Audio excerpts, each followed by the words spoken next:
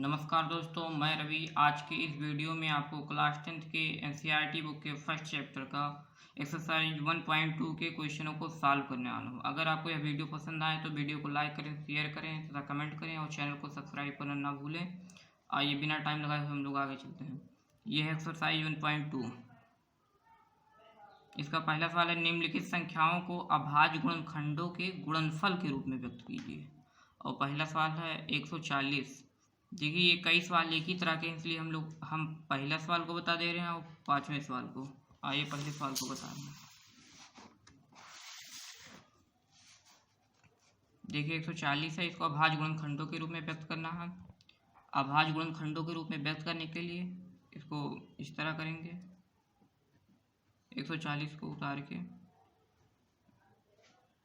अब इसको वह छोटी से छोटी संख्या से विभाजित करना है 140 को, कि वह किसी अन्य संख्या से विभाजित ना हो। जैसे दो से विभाजित कीजिए, 2 सत्ते 14, 0 डाल लीजिए। 2 2 3 6, 2 5 6 10, 5 सत्ते 35, 7 1 7। ये जो 70 आया है, ये 140 को 2 से भाग करने पे आया है। इसी तरह से 35 भी और 7 भी। अब ये 2 2 5 7 ये सब 140 के अभाज्य गुणनखंड हैं। इनको यहाँ पर लिख दीजिए।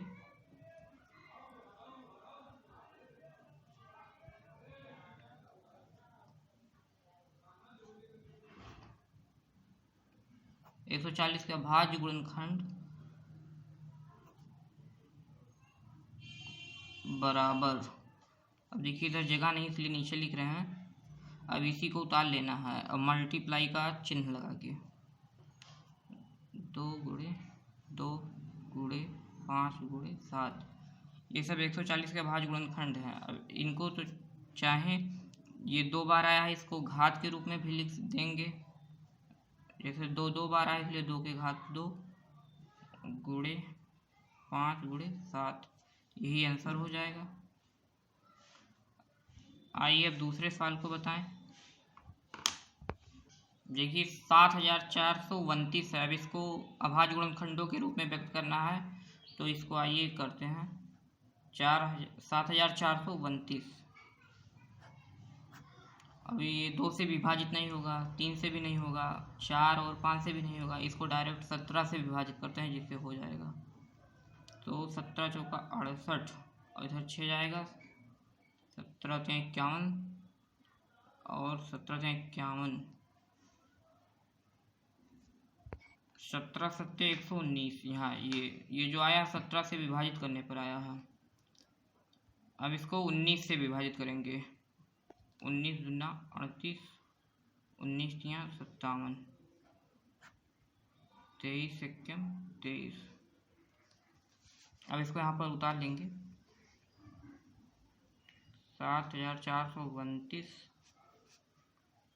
के अभाज्य गुणनखंड बराबर। अब यहाँ पर नीचे लिख रहे हैं इसको 17 गुणे 19 गुणे 23।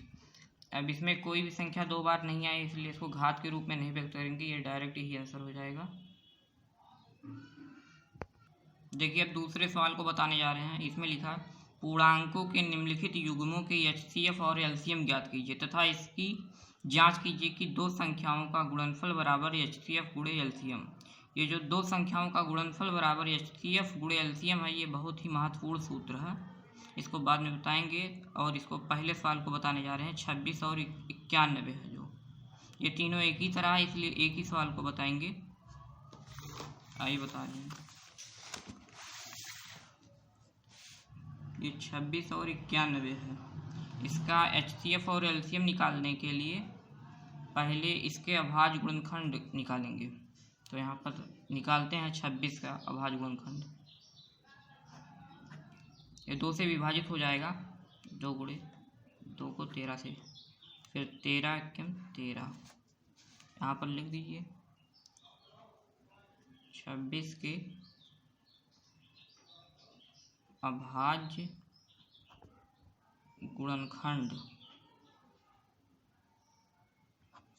बराबर, अब इधर जगह नहीं इसलिए नीचे लिख रहे हैं, 2 गुणे 13। अब 91 का भाज्य गुणनखंड निकालिए, इसको 7 से विभाजित कीजिए, 13 आएगा, 13 13। यहाँ पर लिखिए अब 91 के अभाज्य गुणनखंड बराबर 7 गुणे 13। अब इसको इस तरह भी लिख सकते हैं, 26 बराबर 2 गुणे 13, 91 बराबर, ये 7 है, 7 गुणे 13। अब ये HCF निकालने के लिए सबसे पहले इन दो अभाज्य गुणनखंडों में से जिसका जोड़ा बन रहा है, जो दोनों में उभयनिष्ठ है, उसको यहाँ पर लिखेंगे, उभयनिष्ठ गुणनखंड बराबर 13। उभयनिष्ठ गुणनखंड जो होगा वही HCF हो जाएगा। तो आइए, पेज खत्म हो गया, इसको अब HCF बराबर 13 होगा। अब एलसीएम के लिए फिर से लिखेंगे 26 के अभाज्य गुणनखंड, जो कि पीछे लिखा था, 2 गुणे 13, और 91 के अभाज्य गुणनखंड 7 गुणे 13। एलसीएम निकालने के लिए जो उभयनिष्ठ गुणनखंड होगा उसको भी उतार लेंगे, और जो उभयनिष्ठ नहीं होगा उसको भी उतारेंगे, और तीनों का गुणा कर देंगे। एलसीएम बराबर, जैसे ये उभयनिष्ठ है तो इसको उतार लेंगे, फिर ये वाला 2, फिर 7, अब तीनों का गुणा कर देंगे, 13 दूना 26, 26 का गुणा 7 से करेंगे। यहाँ पर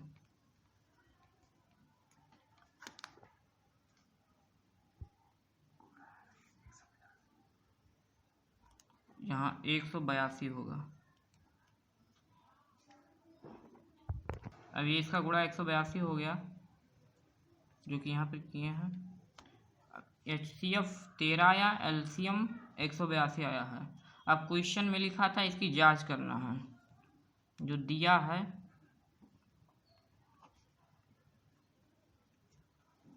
दो संख्याओं का गुणनफल,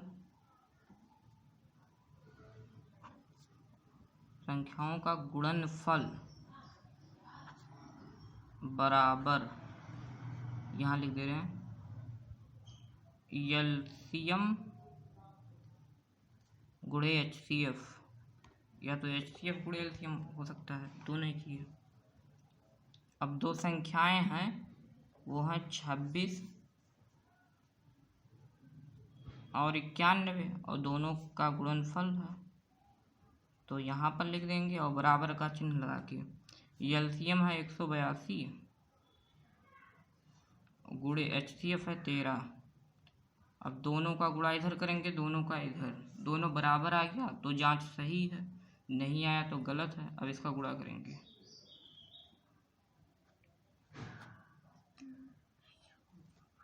26, 6 कम 6, 6 9 54, 2 कम 2, 2 9 18, 6 4 2 6, 8 4 2 3 हासिल है 2। यहाँ होगा 23 66 बराबर 18 गुणे 13,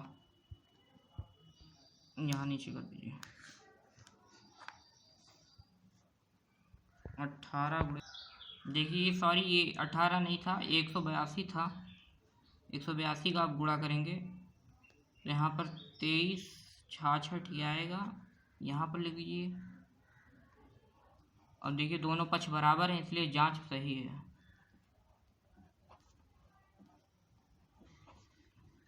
अब अगले सवाल को बताने जा रहे हैं। देखिए तीसरा सवाल है, इसको लगाने जा रहे हैं। अभाज्य गुणनखंड विधि द्वारा निम्नलिखित पूर्णांकों के HCF और LCM ज्ञात कीजिए। पहला सवाल है ये, इसको लगाने जा रहे हैं। 12 15 और 21 इसके HCF और LCM निकालने हैं। HCF और LCM निकालने के लिए सबसे पहले इसके अभाज्य गुणनखंड निकालेंगे। तो आइए 12 के अभाज्य गुणनखंड निकालते हैं। 2 × 12, 2 तिहाई 6, 3 × 3, 15 के भी निकाल लेते हैं। 3 × 6 15, 5 × 5, 21 के भी इसी तरह निकाल लेते हैं। ये 3 से कटेगा, 3 × 7 21, 7 × 7। अब सभी के भाज्य गुणनखंडों को यहाँ पर लिख लेंगे। जैसे 12 के लिख रहे हैं पहले, या तो वैसे लिख दीजिए 12 बराबर 2 × 2 × 3। अब 15 का अभाज्य गुणनखंड यहाँ पर लिखेंगे 3 × 5। अब 21 का लिखेंगे 3 × 7। अब इन तीनों में उभयनिष्ठ गुणनखंड जो होगा उसको लिखेंगे।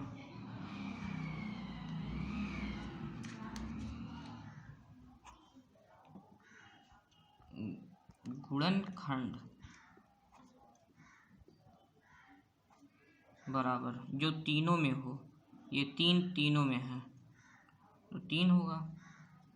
तो HCF जो होगा वो 3 ही होगा, बस 3, क्योंकि ये तीनों में उभयनिष्ठ है। अब आइए एलसीएम निकालते हैं। एलसीएम निकालने के लिए तीनों में जो उभयनिष्ठ है उसको पहले लिखेंगे और फिर अन्य गुणनखंडों को। जो 3 हो गया है, फिर 2 × 2, फिर 5 है, फिर 7 है। अब 3 दूनी 6, 6 दूनी 12, 12 पंचे 60, 60 × 7, 7 × 42, 420। एलसीएम और एचसीएफ होगा 3 और एलसीएम 420, यही आंसर हो जाएगा।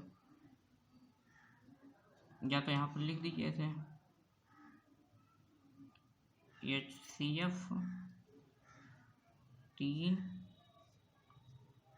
तथा एलसीएम 420 होगा। आइए चलते हैं अगले सवाल पे।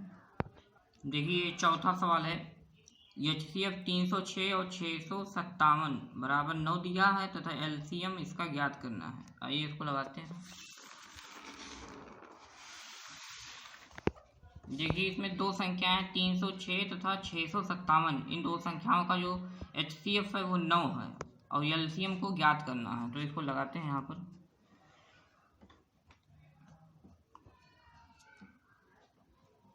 सॉल्यूशन अब यहाँ पर दिया है HCF 306 और 657 बराबर 9, एलसीएम को ज्ञात करना है और संख्याओं का गुणनफल बराबर, यहाँ पर लिख दीजिए संख्याओं का गुणनफल बराबर 306 × 657। अब इसमें एक जो महत्वपूर्ण फार्मूला होता है उसको हम बताने जा रहे हैं, जो पहले अभी लिखे थे, जो ये है, दो संख्याओं का गुणनफल बराबर एलसीएम गुणे HCF। अब देखिए दो संख्याओं का गुणनफल हमें पता है, HCF हमें 9 पता है, एलसीएम ज्ञात करना है, तो इसी फार्मूले पे ये इन मानों को रख देंगे और आ जाएगा। तो यहाँ पर देखिए एलसीएम बराबर दो संख्याओं का गुणनफल